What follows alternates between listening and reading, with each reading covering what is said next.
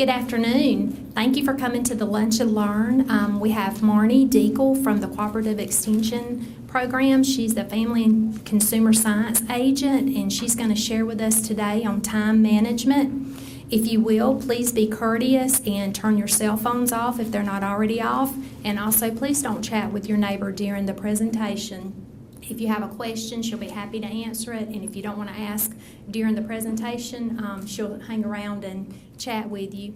We'll have you out of here by 10 till 1, so don't get antsy. And if you will, help me welcome Marne Dekle.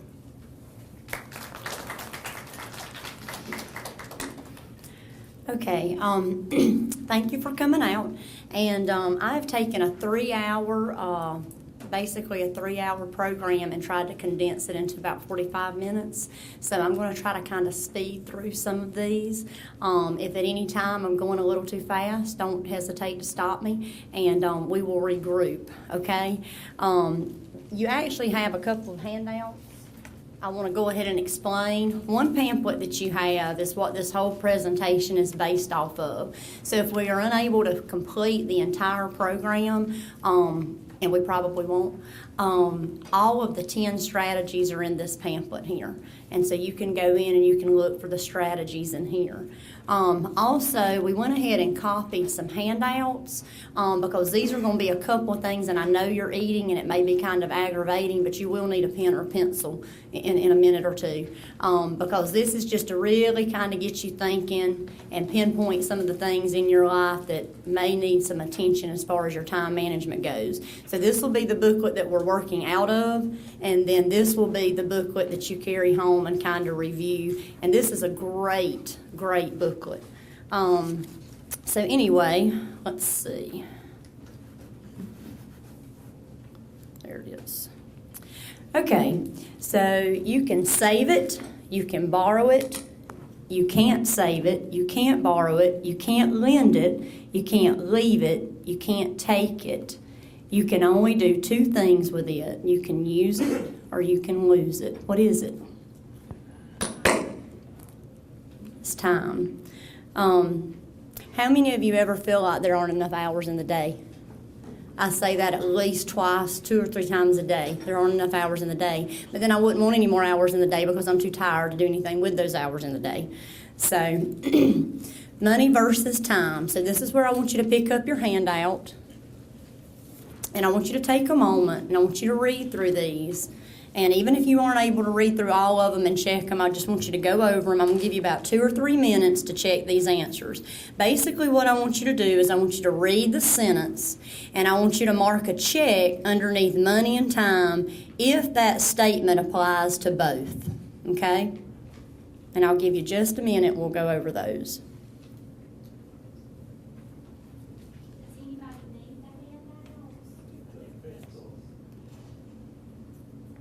You just raise your hand if you need handouts, and Cindy will get them for you.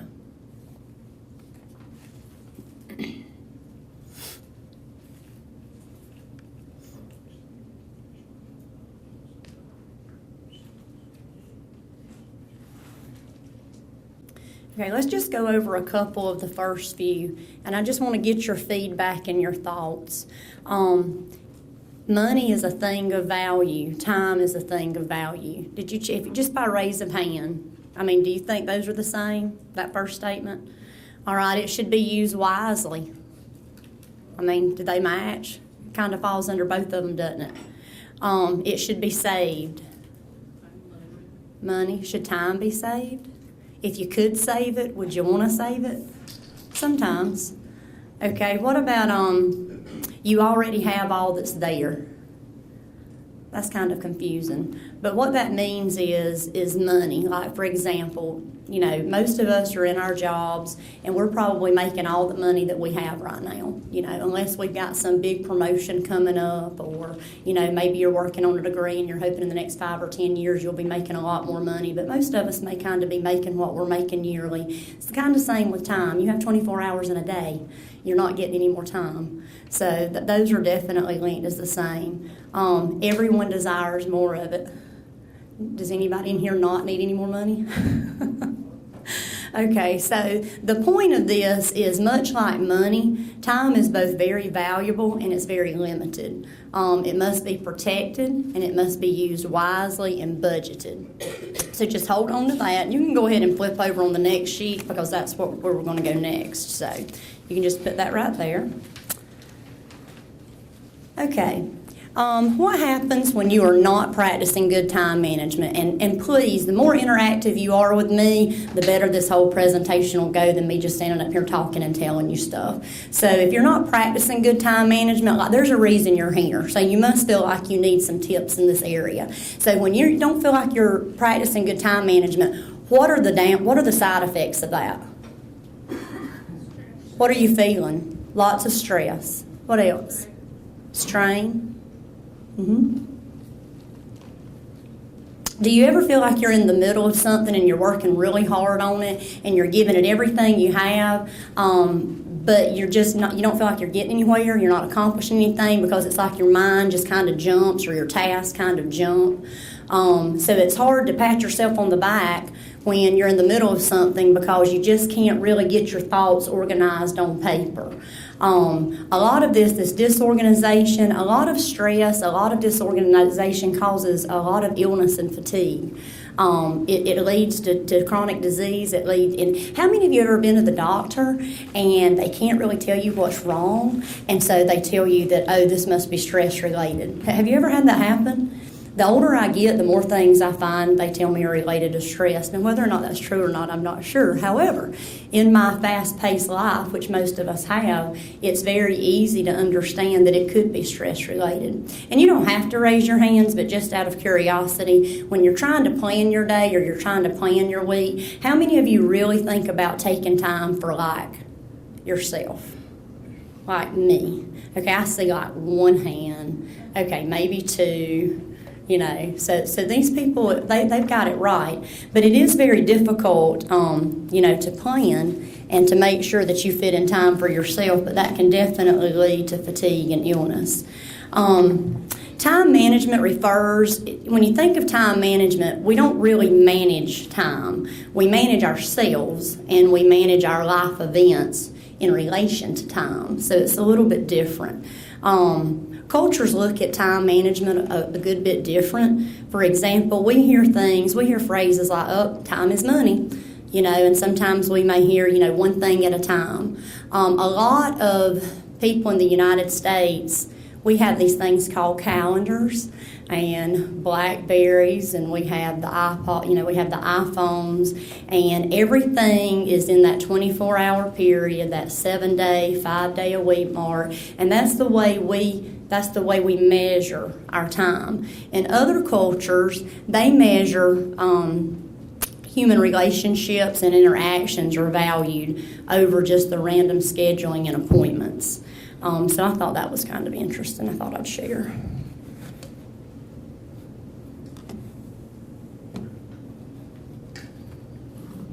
Struggling with the error here. Okay. All right, so strategies for better time management. This is what you're going to find in your booklet, and these are the 10 that we're going to look at. We're going to really go in and dig into 5 of them, and then we may just briefly go over the other 5. And I'll let you just kind of read them to yourself there. But these are the ones that we're going to really closely analyze. And as you look at this list, I just want you to go ahead and in your mind, because this is the time to be honest. You don't have to tell me, but if you're in this class for a reason, you want to figure out what your areas of need are. So as you look down this list, there's at least 2 or 3 of these that you think, yeah, I don't do that too well. As I look down the list, there are some things I do really well, like scheduling. I'll show you in a minute how my work calendar works, and it's really totally obsessive compulsive, but that's the only way that I can function. Whereas it may be totally different for you is fine. The key is making sure that you find something that works with you and stick with it and do it every day. So,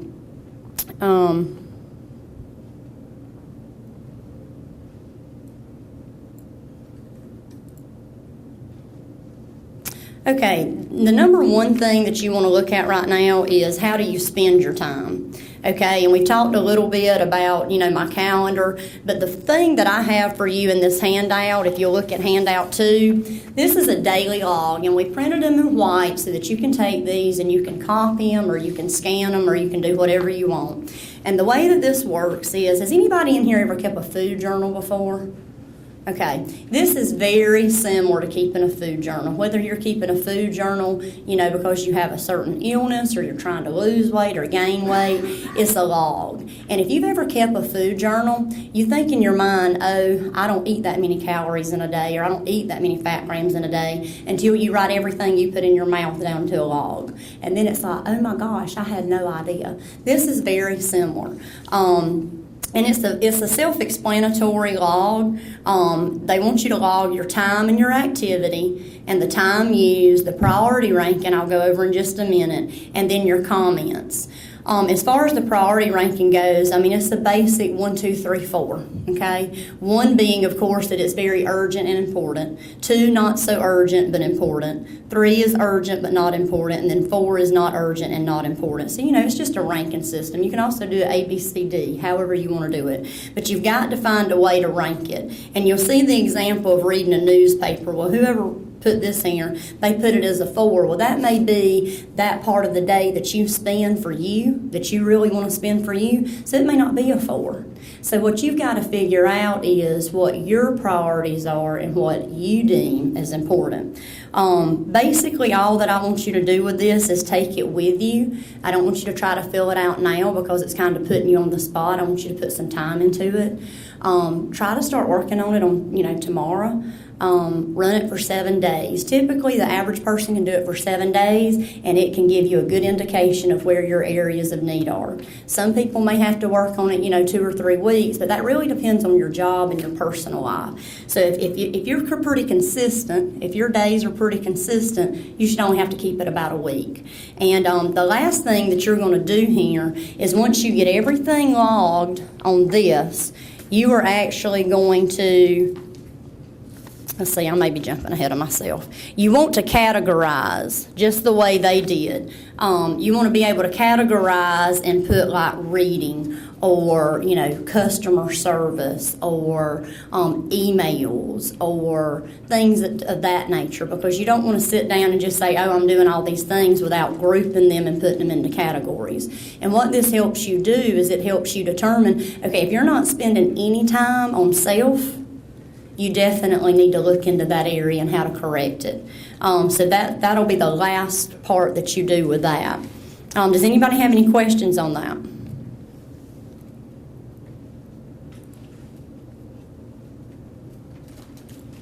Kind of skipped ahead.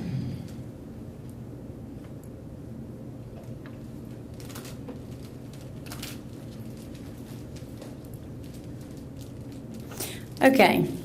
So for setting priorities, how many of you in here that you feel like it's very easy to prioritize your life?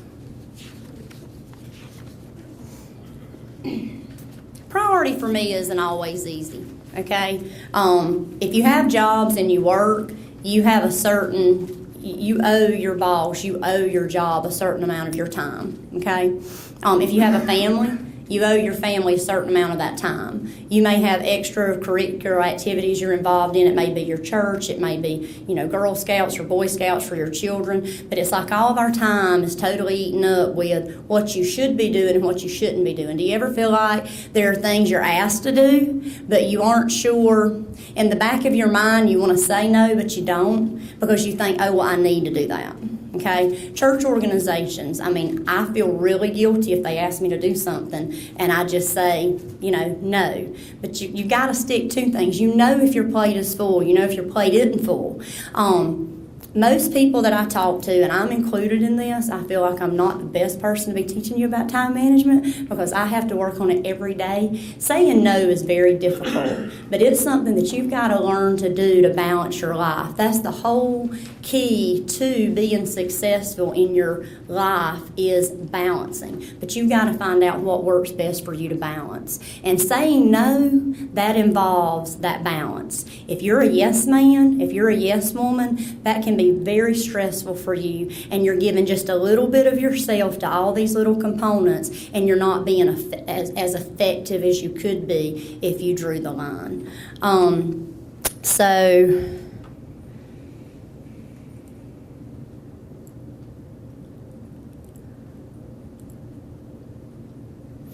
let's go ahead and look at your time matrix. Wait a minute. Let's look at handout 3 real quick because I think I skipped that. Once you finish your log and once you group your areas of need, say that it's that self-time, that you're not putting enough time into yourself. These are the questions. I mean, this is very straightforward. These are the questions that you're going to ask yourself from your log. You know, am I spending too much time on routine tasks? What are routine tasks? Like emails, phone calls, things like that.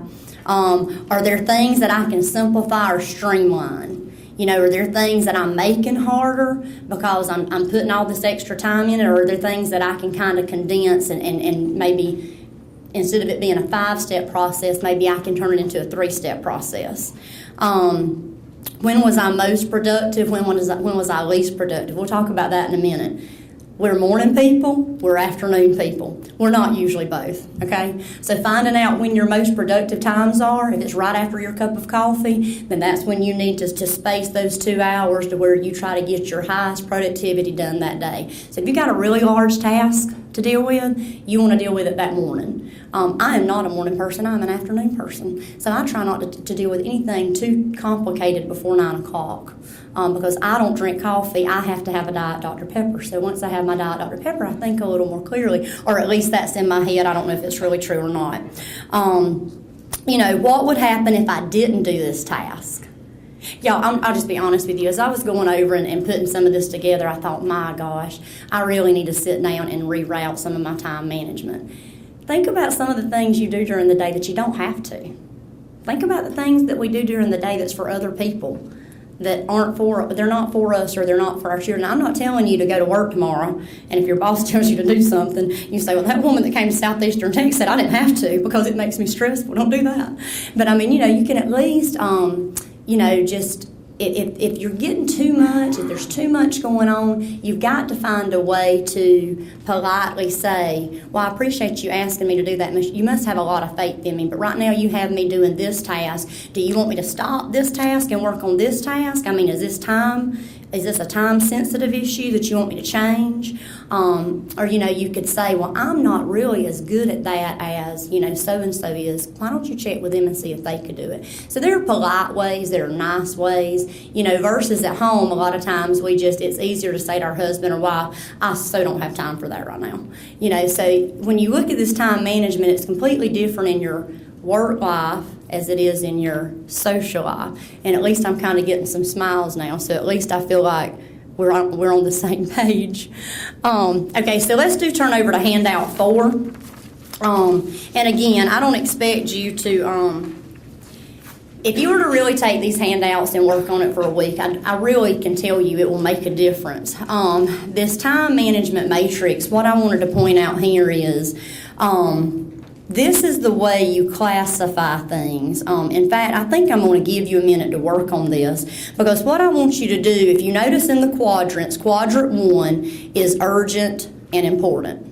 So what are examples of something that's urgent and important? Just off the top of your head, what would be something that happened or has happened in your life the past week or the past month that was urgent and important? It had to be taken care of right then, and it was of the utmost importance.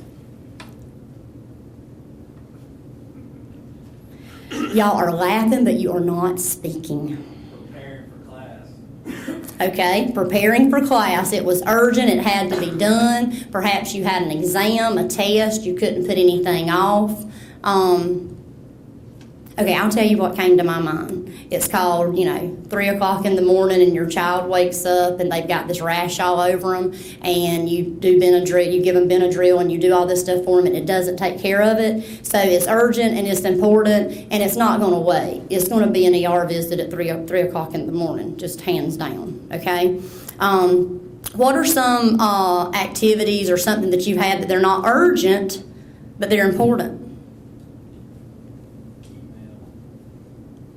Okay, email, they're important, but they're not urgent. Are all of our emails important? No, not all of them. Some of them. And then you have to sift through all that stuff, and then that stresses you out just trying to sift through all that stuff. All right, so things like rescheduling doctor's appointments or getting your tires rotated, things that if you let go and go and go, it's going to eventually be urgent and a big deal. But if you manage your time like you wisely, it would be not urgent but important. Okay, that's quadrant 2. On quadrant 3, you're looking at urgent but not important. So, and down here they've got making copies for tonight's meeting, but, if you're a procrastinator and you're making those copies at 5:30 and your meeting's at 6, that may not go in quadrant 3. But, if that's something you're working on 3 weeks ahead of time, it's urgent, but it's not really important at that time. And it's not really urgent in my opinion, but they blocked it there.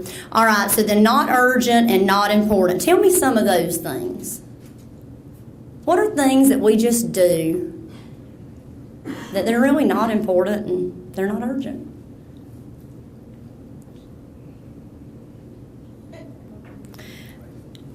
Well, another thing, and this is where I'm going to put clean out guest room and closet. Okay, I'll just tell you, for some people, that is going to be urgent and that is going to be important, okay? If you are a neat freak, like my husband, he likes everything just, and it makes him crazy that things stack up on the dining room, but I'm never there. If I were there, I could organize things a little better. But anyway, the reason I'm going through these quadrants are what is important for me and urgent for me may not be for you. It totally is going to depend on your life, it's going to depend on your kids, it's going to depend on your job. So you got to kind of figure out where things fall.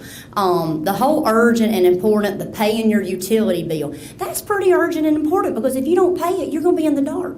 Okay? So that's pretty important. So just take a minute. I'm not going to give you but just a minute. But just try to jot down a couple of things. Again, if you're here, and I know a lot of you came because you got a good lunch, but I know that time management must have hit a nerve somewhere for you to even be here. So think about some of these things and just jot them down, whether you feel like they're urgent and important, not urgent, important, urgent, not important, or non-urgent, not important. Just jot a couple of things down in each quadrant. And don't feel bad about it. Like don't start feeling guilty and go, oh, well, I shouldn't put this here. This isn't about me. This is about you. So you be honest with yourself and put down what you feel, and then just don't let anybody look at it. If you don't want your husband to see it, don't show it to him, and vice versa.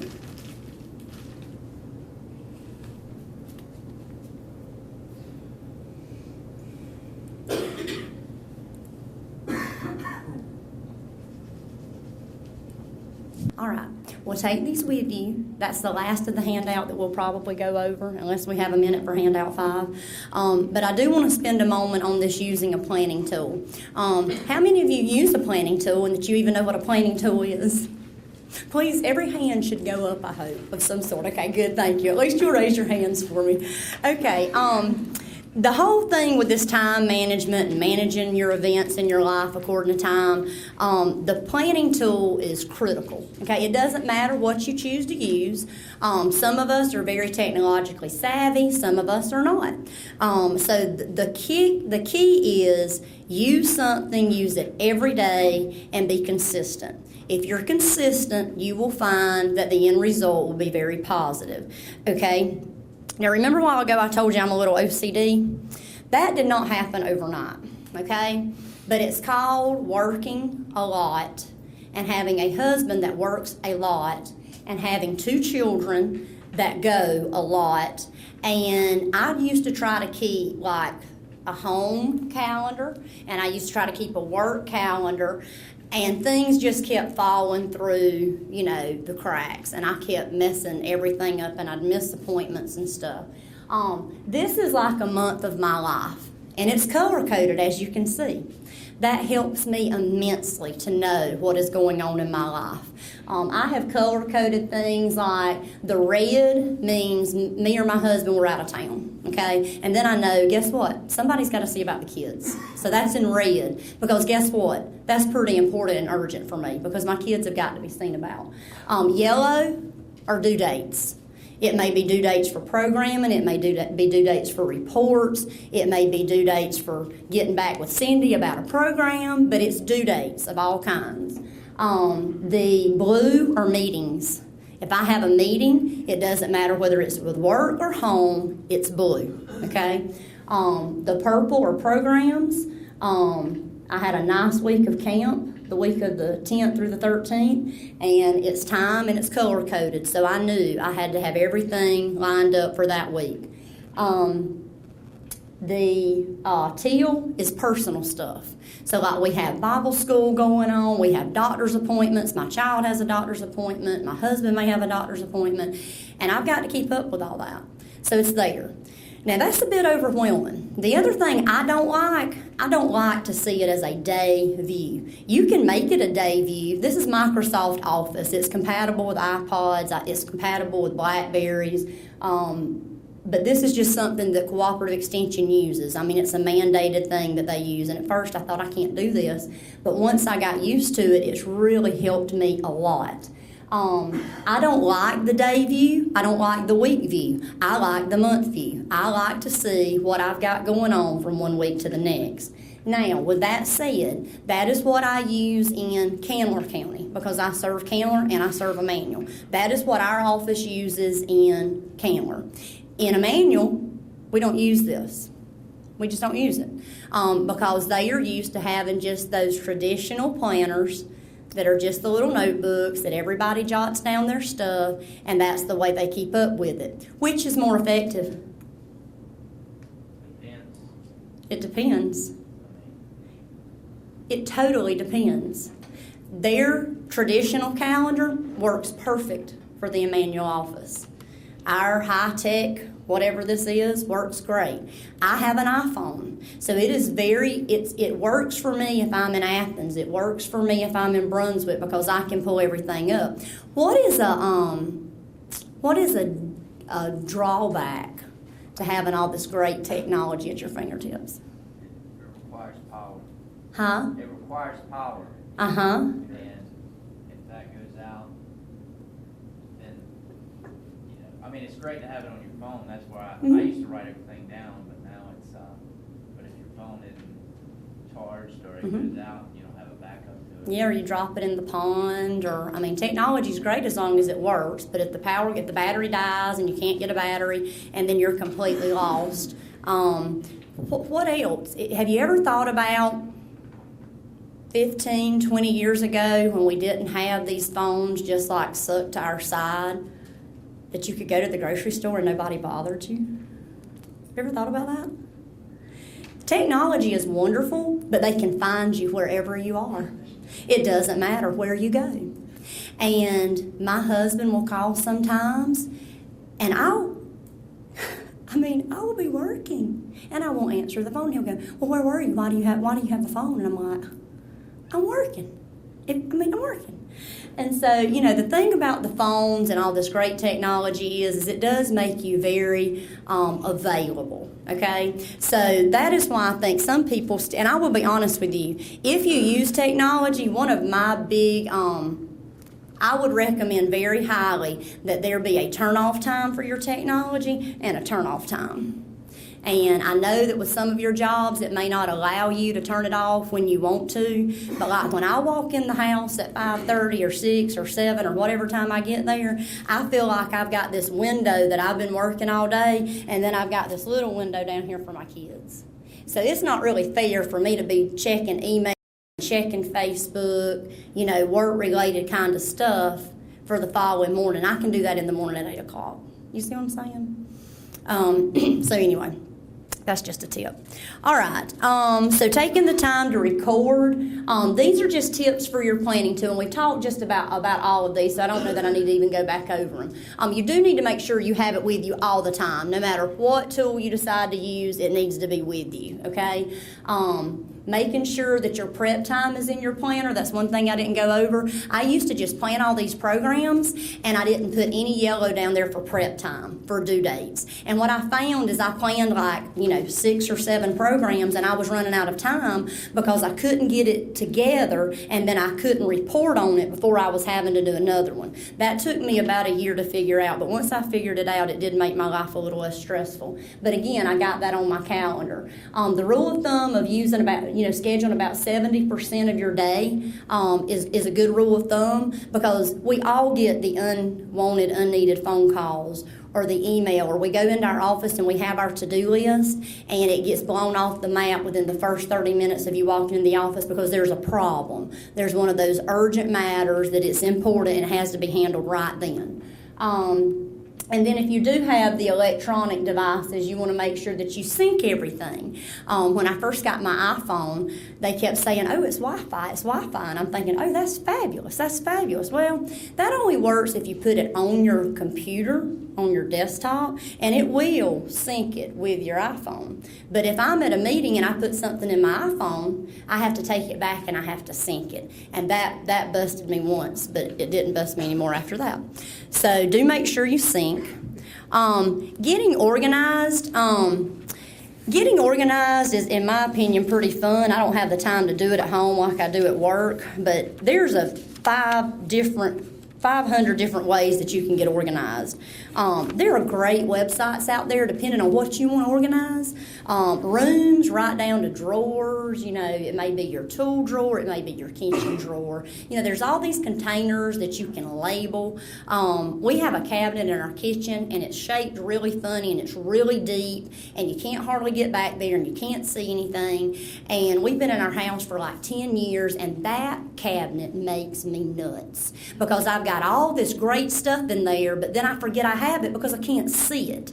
And so my husband is very neat, and he kept saying, you've got to do something with that cabinet. You've got to do something with that cabinet. And I tried, y'all. I tried. There were several things that I tried, and it just never worked. It would just all go back to the same thing. We'd have our crock pots down there, and we'd have like the kids' easy bake oven down there and the blender down there.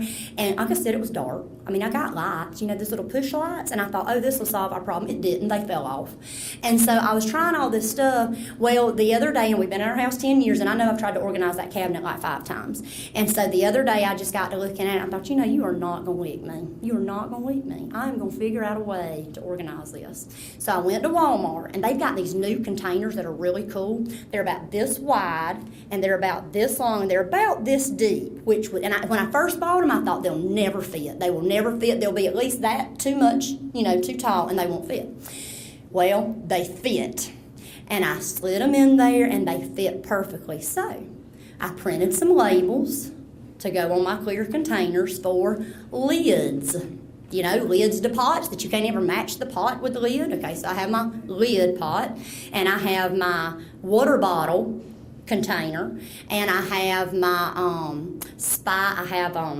the kids, like the easy bake oven and the little cupcake maker and all that junk, that they say, oh, Mama, can we do so-and-so? I'm like, yeah, sure, if I can find it. So, and I've got all this stuff labeled. And I even took the labels and put them right flat down on the cabinet, and I told my husband, I said, if you put one thing in here that there isn't a label for, I will hurt you. I said, if you don't know where it goes, just ask me. And I said, we will either invent a new spot with a label or not. We may chunk it, just depending. So anyway, that has been successful now for a month. I am very excited because everything is still in place. Now, I don't know what it'll be like in the next year, but for right now, that is absolutely one of the best declutter things that I've done. Have you ever tried to put together, organize a toy room or a bedroom? Yeah? Has the first thing you ever tried to organize, has it worked? Not always. My experience with toy rooms is that you go in there and you do this, and I used to organize it so perfectly with containers, thinking that my kids would put them back. I even ran labels with pictures, thinking they'll match the puzzle picture to the... No, that didn't work. That didn't work, okay? So now I'm to the point after 2 kids, and my little girl's the 9 and she's the oldest. Now I just have these big containers, and I say, all I ask of you is just to put it somewhere I can't see it. It can be in any container. It can be in any toy box. I don't care. Just out of sight, out of mind, okay? So that's the way we've organized our playroom. One of the best rule of thumbs that we try to teach and encourage is real simple. It sounds simple. It's not as easy if you are a pack rat. If you are a pack rat, this is going to scare you, okay? But this keep, giveaway, and toss is super effective. Now, do not get caught in what I get caught in, okay? I look at these things and I think, oh my gosh, I remember when I went and had that picture mat, and you know, I got it all framed and matted, and I remember how much I paid for it, and it only hung in her room for like a year and a half, and I sure would like to give that to somebody that would really like it and appreciate it. So it goes in a corner, okay? And it just keeps going in a corner until all of a sudden your room is overrun by things that you were going to give away, but you just hadn't gotten to, okay? So the way you avoid stuff like that is, instead of waiting to give it to someone, pack it up and take it to Goodwill. You know, there are several shelters that take different things. You can kind of seek them out as to where they are. But the keep and give away and toss, that is the best method for declutterizing, as I put it. Here are the top 10. These are the top 10 reasons, and I'm not going to ask you to raise your hands, but as you read that list, see if any of these apply to you. A lot of these apply to my mother, okay? My mother does not like to get rid of anything, okay? So, and just be honest. I'm not going to ask you to raise your hands, but these are just the kind of things that will give you an idea. Let me tell you, that number 7, I cleaned house on that about 3 years ago, and I thought, you know, I'm throwing this mess away because, y'all, if you hold on to clothes that you say, oh, well, I'm going to get into these one day, or even worse, you hold on to clothes that you have lost weight and you hold on to that next size up thinking, well, if I eat a little bit too much, I'll at least have a wardrobe, and I won't have to go out and buy a whole new wardrobe. Get rid of that stuff, okay? Let it go. Give it to somebody that needs it. Have a clothes swap. Take it to a consignment shop, okay? These things that you really like, that you know you gave a lot of money for, they're really good. Take it somewhere and do a consignment shop with it. They don't make these anymore. I've heard that from my mother numerous times. The number 3. That's my daddy's. Dawg, that's going to be worth something someday. Have y'all heard this? I mean, am I the only person that's heard this? Okay. All right, so these are just, and to me, this is kind of that pack rat mentality. The other thing, when you start organizing, organize one room at a time, okay? I am very, I'm not ADHD, but I'm ADD. I'm convinced that I need medicine. And I will go in one room with an idea of what I'm organizing and what I'm getting fixed, and I'll walk into another room and I'll totally get sidetracked and I'll start organizing that. Don't do that. Do it one room at a time, okay? And don't start on one room until you finish the other. Scheduling your time appropriately, that is really that is a very personal decision, okay? One of the quotes that I found that I really like is, and this is so true, there is always enough time for the important things, okay? The busiest people are able to find time for what they want to do. And it's not because they have any more time than others, but because they think in terms of making the time by careful scheduling, okay? You might want to read that again and again if you're like me. To me, that was just a very good quote, because sometimes I find myself thinking, well, how do they get it all done? Their life is very structured and similar to mine. How do they get it all done? Well, their priorities are obviously a little different. Like, my biggest thing that I'm trying to work on is exercising. And I keep saying, well, if I just had the time. And then after putting all this together, I've decided it's not about me having the time. It's not enough priority for me to make the time to do it, okay? So I'm learning a little bit as I go. But that's a very important concept. I think that was actually, number 5. Let's see. Well, let's go over this real quick. Just knowing yourself. These are just some tips. Like we talked about a while ago, knowing whether you're a morning person or an evening person. When do you tend to overcommit? You know, where are those areas in life you tend to overcommit? When can you more easily balance responsibilities, and when do you make time for yourself? knowing yourself and what you're going to commit to and being able to say no, those kinds of things are going to help you plan your days and your schedules. One of the last things, because it's almost time for me to let you go, and I knew we wouldn't get completely through.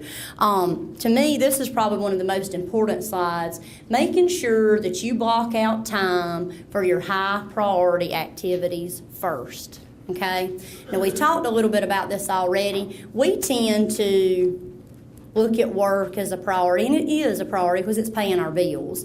But what you want to make sure of, and the best example I can give to you about this is when school is going and the kids are doing homework and, they may be playing a sport or dancing or something like that. It is very hard to work in time with the kids, and if you're like me, when you get in, by the time they get baths and you cook and you eat supper, it's bedtime, and you've gone virtually all day without seeing them. And so one of the things we started trying to do, and I'm not going to tell you that we do it every week, but we certainly do try.